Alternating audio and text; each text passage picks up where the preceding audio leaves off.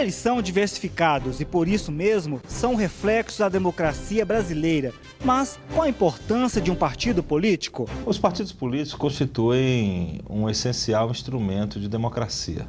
Sem o partido, não há interlocução do eleitor com os que exercem o poder. Não é possível que a cada decisão importante de um país, você convoque todo o eleitorado, como ocorria em Atenas, para se manifestar de forma direta.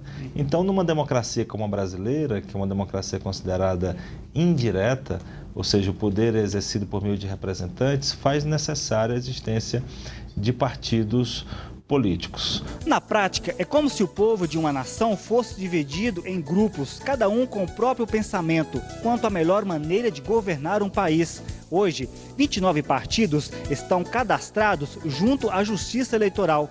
Mas antes de disputar a preferência da população, os interessados devem cumprir alguns requisitos. É necessário que haja o registro no Tribunal Superior Eleitoral.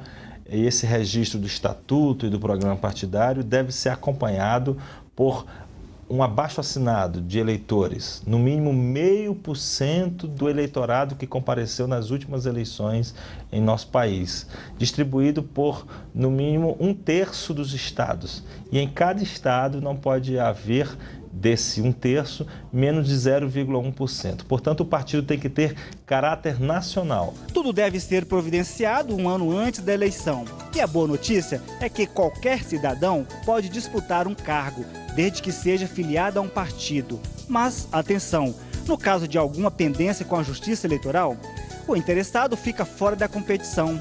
Atualmente, o sistema partidário do nosso país é o pluripartidário, ou seja, permite a atuação de vários partidos de expressão nacional. Mas nem sempre foi assim. Os primeiros movimentos com características de partidos no Brasil datam do Império. Antes de 1822, a luta política era basicamente entre brasileiros que queriam conquistar a independência e os portugueses que tentavam impedir. Foi só em 1872 que surgiu o primeiro Partido Republicano Paulista, o primeiro no Brasil. Mas, em 1964, durante o governo de João Goulart, as Forças Armadas, com pretexto de livrar o Brasil dos comunistas, deram um golpe de Estado e implantaram uma ditadura que se estendeu até 1985. Nesse período, foi estabelecido o Ato Institucional número 2.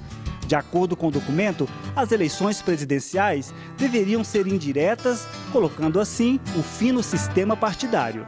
Depois de quase 21 anos, a eleição de Tancredo Neves marcou o fim do autoritarismo e deu início a um novo ciclo político na história brasileira. Além de restabelecer as eleições presidenciais diretas, ficou autorizada a livre criação de novos partidos políticos no Brasil.